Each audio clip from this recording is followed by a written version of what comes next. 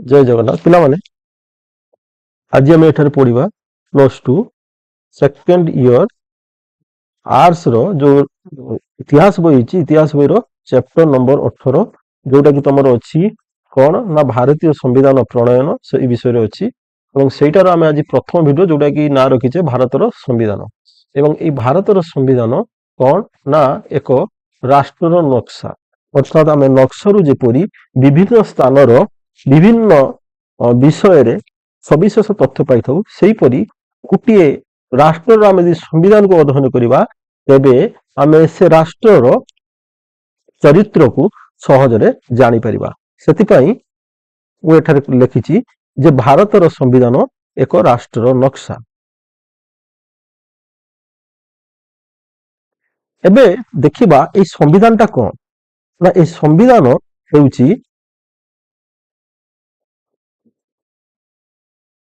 ए संविधान हेउछि देशर मौलिक आईनगत दलिल जहाँ राष्ट्र गठन कार्य कार्य प्रणाली एवं नागरिक मानकर अधिकार कर्तव्य निर्धारण करे अर्थात ये होउछि आम देशर कौन ना फंडामेंटल लॉ बा मौलिक आईन बा मूल आईन जो राष्ट्र गठन राष्ट्र कार्य प्रणाली एवं नागरिक मानकर अधिकार एवं कर्तव्य यही सब विषय कौन हो सविशेष भाव में वर्णना कराई यह शासन प्रणाली मौलिक सूत्र स्थापन करे एवं सरकारी अंग गुड़िकर क्षमतार सीमा निर्धारण करे ये कौन करे ना सरकारी क्षमतार सीमा निर्धारण करे अर्थात आमर जो रही न्यायपालिका व्यवस्थापिका एवं कार्यपालिका ये तीन स्तंभर कौन ना क्षमता एवं सीमा को ये निर्धारण करिथाए तापर ये होची देशर सर्वोच्च आईन अटे अर्थात संविधान ठारू कौनसी बड़ आईन आम देश रे बा कौनसी देश रे प्रचलित होई न थाए। तापर आमे देखिबा एई संविधान सभा को जो तैयारी करा जायथिला सेतिपई जो संविधान प्रणयन सभाटी गठन कराइला से विषय आमे पढ़िबा।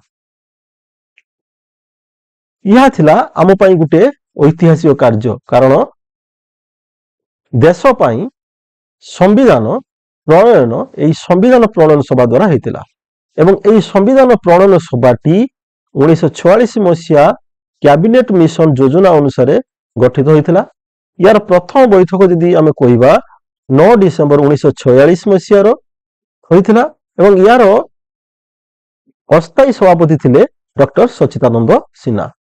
तो प्रथमे जेबे यही संविधान सभाटी कौन करागला ना संविधान सभार बैठक बसिला सेते बेले एई जो आमर 398 जन जो सदस्य सम्मिलित होइतिले सेमानंकर बैठक परिचालना करिया पई उते अस्थायी भाव में डॉक्टर सच्चिदानंद सिन्हा को निर्वाचित कराइथिला एवं तार 2 दिन पर अर्थात 11 डिसेम्बर 1946 रे डॉक्टर राजेंद्र प्रसाद को स्थायी सभापति भाव नियुक्ति दिया गला।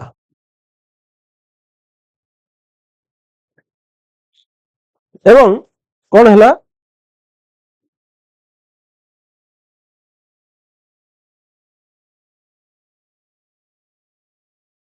यही संविधान प्रणयन सभार जदि आमे कहिबा मूल सदस्य केते थिले ना 398 एवं जते देश विभाजन हैला सेते बेले एही सभ्य संख्या 299 को खसी आसिला।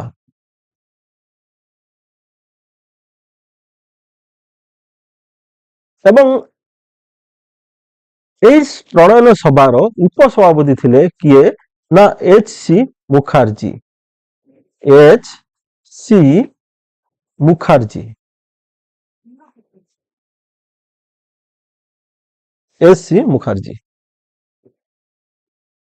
तापर आमे देखिबा चिठा प्रस्तुत कमिटी।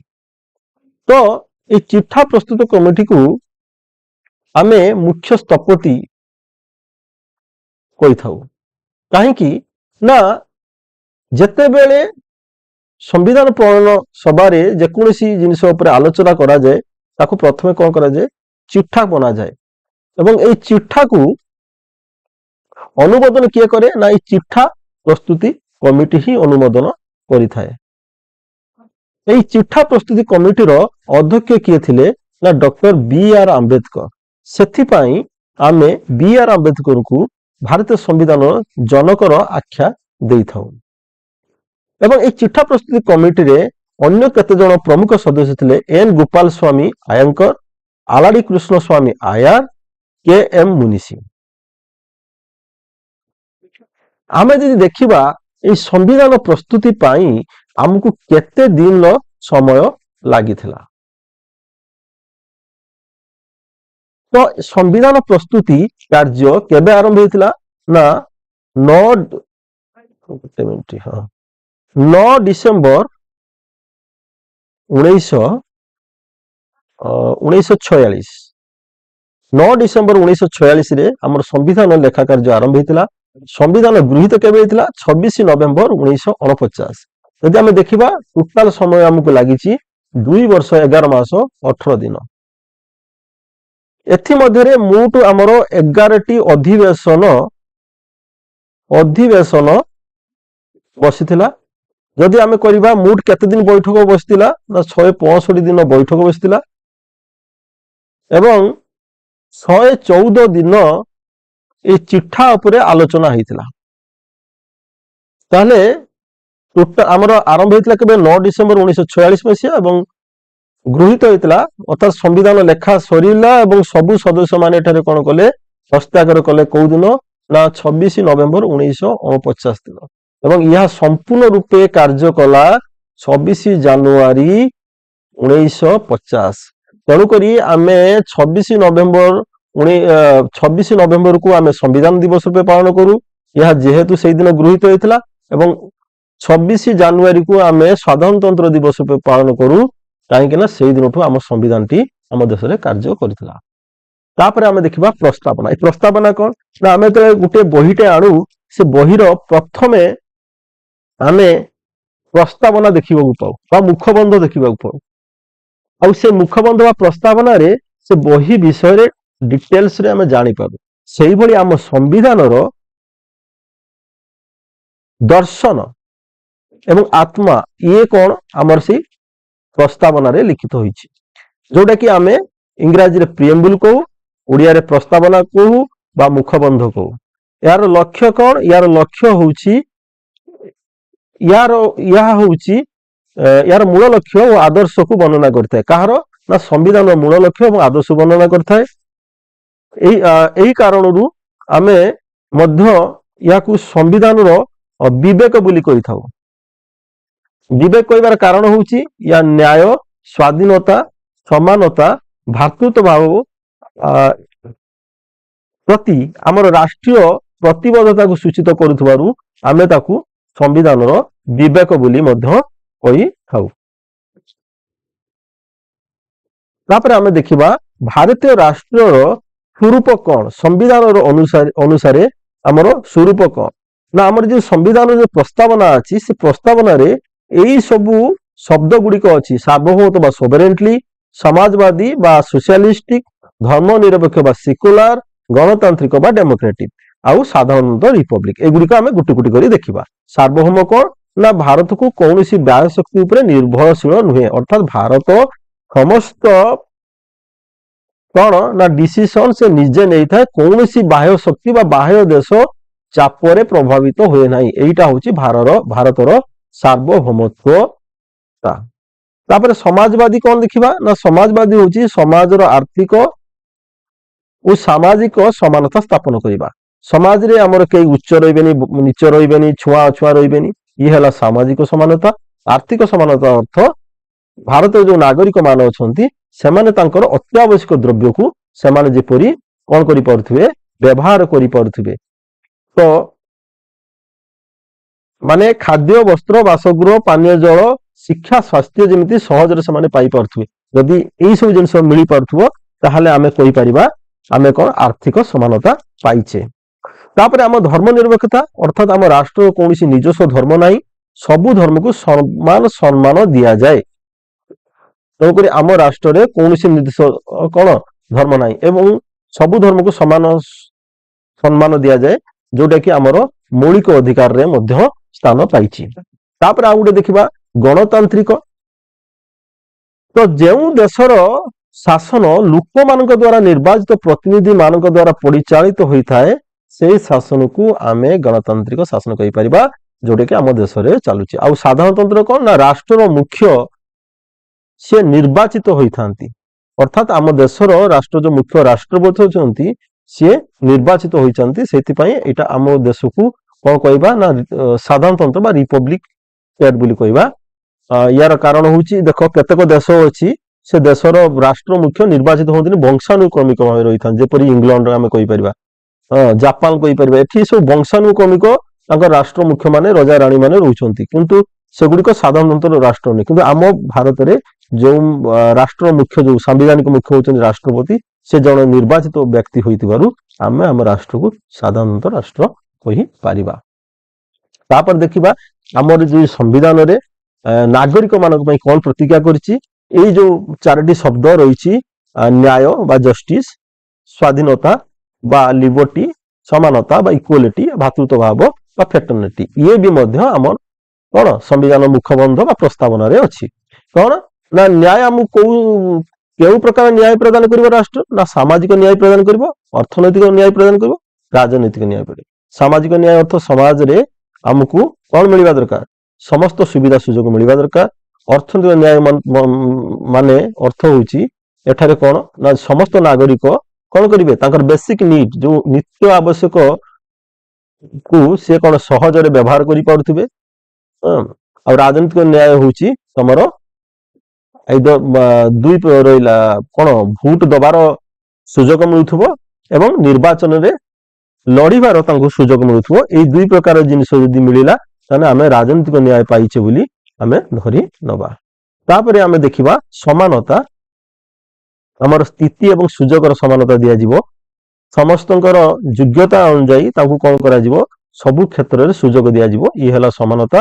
ତାପରେ ସ୍ୱାଧୀନତା, ଆମର ଚିନ୍ତା କରିବାର, ମତ ଅଭିବ୍ୟକ୍ତ କରିବାର, ବିଶ୍ୱାସ କରିବାର, ଧର୍ମ ଏବଂ ଉପାସନାର ଆମକୁ କଣ ମିଳିବ ନା ସ୍ୱାଧୀନତା ମିଳିବ। ଇଏ ଆମକୁ ସମ୍ବିଧାନରେ କଣ କରାହେଇଛି, ଆମ ମାନଙ୍କୁ ପ୍ରଦାନ କରାହେଇଛି। ତାପରେ ଭାତୃତ୍ୱ ଭାବ, ବ୍ୟକ୍ତିର ମର୍ଯ୍ୟାଦା, ଯେପରି କୌଣସି ବ୍ୟକ୍ତିର ମର୍ଯ୍ୟାଦା ହାନି ନ ହବ, ରାଷ୍ଟ୍ରର ଏକତା ବଜାଇ ରହିବ, ଅଖଣ୍ଡତା ସୁନିଶ୍ଚିତ କରିବ ହେଲା, ତାକୁ ନେଇ କଣ କରାଯାଇଛି, ଭାତୃତ୍ୱ ଭାବକୁ ମଧ୍ୟ ଏଠାରେ ଉପସ୍ଥାପନ କରାଯାଇଛି।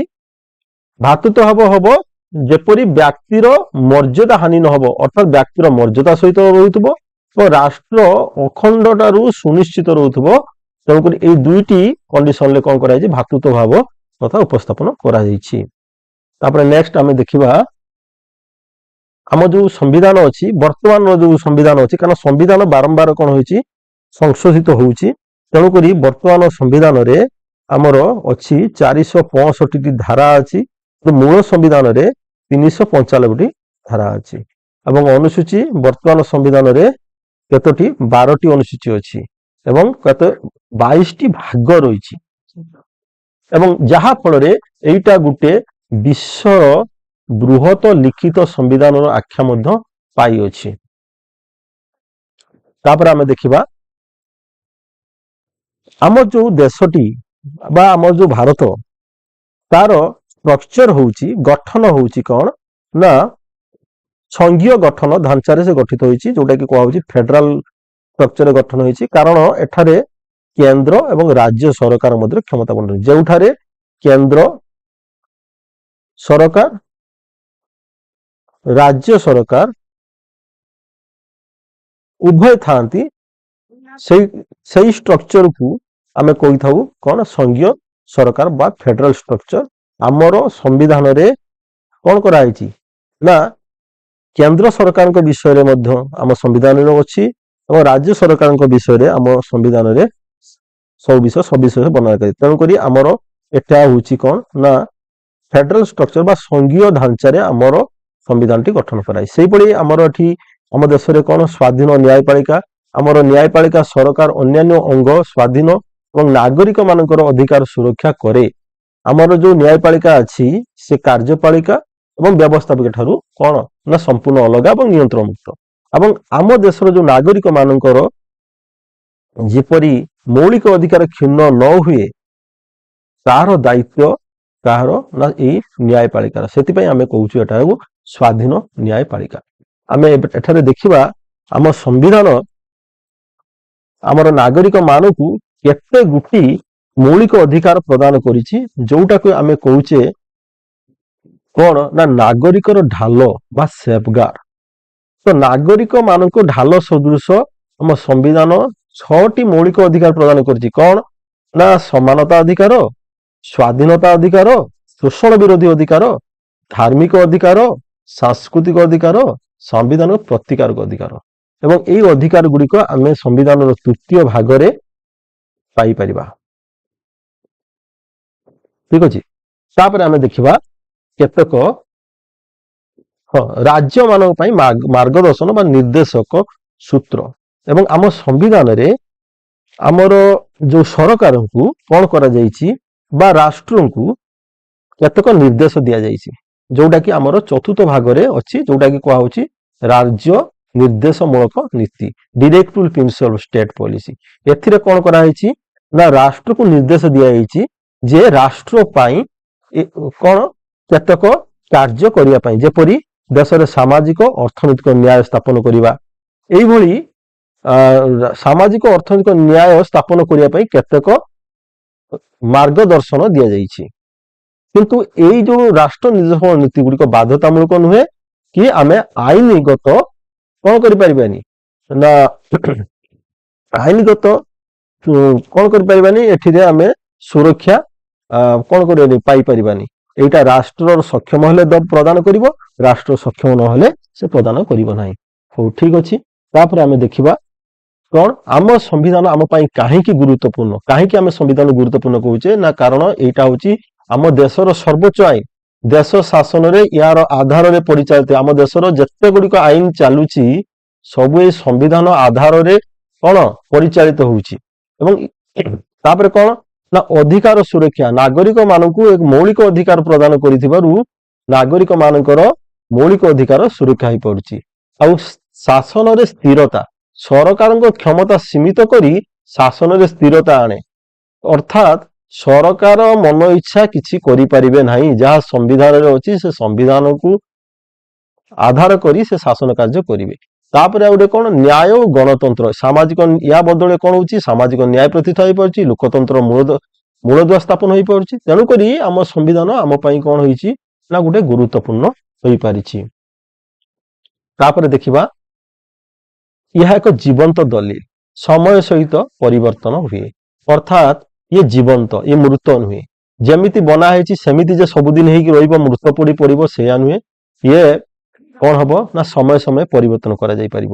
ଯେପରି ଆମର ଭାରତୀୟ ସମ୍ବିଧାନ କଠୋର ବା ସ୍ଥିର ନୁହେଁ, ସମୟର ଆବଶ୍ୟକତା ଅନୁସାରେ ପରିବର୍ତ୍ତନ କରାଯାଇପାରେ। ଏଇ ପ୍ରକ୍ରିୟାକୁ ସଂଶୋଧନ କୁହାଯାଏ। ଅର୍ଥାତ୍ ସମ୍ବିଧାନ ଯାହା ଲେଖା ଯାଇଛି ତାକୁ ଆମେ କଣ କରିପାରିବା, ଚାହିଁଲେ ତାକୁ ପରିବର୍ତ୍ତନ କରିପାରିବା। ଆମେ ନୁହେଁ, ସଂସଦ ବା ପାର୍ଲାମେଣ୍ଟ ଚାହିଁଲେ ତାକୁ ପରିବର୍ତ୍ତନ କରାଯାଇ ପାରିବ। ଏବଂ ଏଇ ଯୋଉ ପରିବର୍ତ୍ତନ କରିବ, ଇଏ 3ଟା ସ୍ତର ଅଛି। ଗୋଟେ ନମନୀୟ, ଆଉ ଗୋଟେ ବିଶେଷ ପଦ୍ଧତି, ଆଉ ଗୋଟେ ବିଶେଷ ପଦ୍ଧତି ସହିତ ରାଜ୍ୟ ମାନଙ୍କର ସହମତି। 3ଟି ପଦ୍ଧତି ହୋଇଛି। ସେଇଥିପାଇଁ ତାକୁ ଏଇ ସମ୍ବିଧାନକୁ ଆମେ କଣ କହୁ ନା ଅର୍ଦ୍ଧ ନମନୀୟ, ମାନେ ଇଏ ନମନୀୟ ଏବଂ ଅନମନୀୟର ଇଏ ଗୋଟେ କଣ ହେଇଛି ନା ସୁନ୍ଦର ଭାବେ ସମ୍ମିଶ୍ରିତ ହୋଇପାରିଛି। ହଉ, ତାପରେ ଆମେ ଦେଖିବା ଆମେ ଏଇ ଯୋଉ ଚାପ୍ଟରଟି ପଢିଲେ ବା ଆଲୋଚନା କଲେ ଆମେ ସବୁ କଣ ସବୁ ନୂଆ ନୂଆ ଶବ୍ଦ ଗୁଡିକ ଜାଣିଲେ ନା ଗୋଟେ ଜାଣିଲେ ସମ୍ବିଧାନ। ସମ୍ବିଧାନରେ କଣ ନା ଦେଶର ଗୋଟେ ମୌଳିକ ଆଇନ, ମୂଳ ଆଇନ ବା ମୁଖ୍ୟ ଆଇନ। ଆଉ କଣ ଜାଣିଲେ ସାର୍ବଭୌମତା, ସମ୍ପୂର୍ଣ୍ଣ ସ୍ୱାଧୀନତାର କ୍ଷମତା ବା ଅଖଣ୍ଡ କ୍ଷମତାକୁ ଆମେ କଣ କହିବା ସାର୍ବଭୌମତା କହିବା। ତାପରେ ଆମେ କଣ ଜାଣିଲେ ନା ଗଣତନ୍ତ୍ର। ଗଣତନ୍ତ୍ର କଣ ନା ଯେଉଁଠାରେ ଗଣତନ୍ତ୍ର এটা ଆକ୍ଚୁଆଲି ସାଧାରଣତନ୍ତ୍ର ହବ, ସାଧାରଣତନ୍ତ୍ର ବା ରିପବ୍ଲିକ। ସାଧାରଣତଃ ରିପବ୍ଲିକ ଯେଉଁଠାରେ ନିର୍ବାଚିତ ରାଷ୍ଟ୍ର ମୁଖ୍ୟ ଯେଉଁଠାରେ କଣ ହେଇଥାନ୍ତି ନା ନିର୍ବାଚିତ ହୋଇଥାନ୍ତି। ଆଉ କଣ ଗୋଟେ ପଢିଲେ ନା ଧର୍ମ ନିରପେକ୍ଷତା, ଯେଉଁଠାରେ ସବୁ ଧର୍ମକୁ ସମାନ କଣ କରାଯାଏ ନା ସୁଯୋଗ ଦିଆଯାଏ। ତାପରେ ଆଉ ଗୋଟେ କଣ ପଢିଲେ ନା ଗଣତନ୍ତ୍ର। ଗଣତନ୍ତ୍ର ବା ଡେମୋକ୍ରେସି। ଏଠାରେ ଲୋକମାନଙ୍କର ଶାସନ ଚାଲେ। ଆଉ କଣ ଜାଣିଲେ? ପ୍ରସ୍ତାବନା, ଯୋଉଟା କି ସମ୍ବିଧାନର ମୁଖବନ୍ଧ, ସମ୍ବିଧାନ ସମ୍ବନ୍ଧରେ ଇଏ ଜ୍ଞାନ ପ୍ରଦାନ କରିଥାଏ। ଆଉ କଣ ଜାଣିଲେ? ନା ନାଗରିକତା, ଦେଶର ସଦସ୍ୟ ଯୋଉମାନେ ସଦସ୍ୟ ତାଙ୍କୁ ନାଗରିକତା କୁହାଯାଏ। ହଉ ଠିକ ଅଛି, ଭିଡିଓଟି ଭଲ ଲାଗିଲେ ଲାଇକ୍ କରିବ, ସେୟାର କରିବ ଏବଂ ଚ୍ୟାନେଲକୁ ସବସ୍କ୍ରାଇବ କରିନେବ।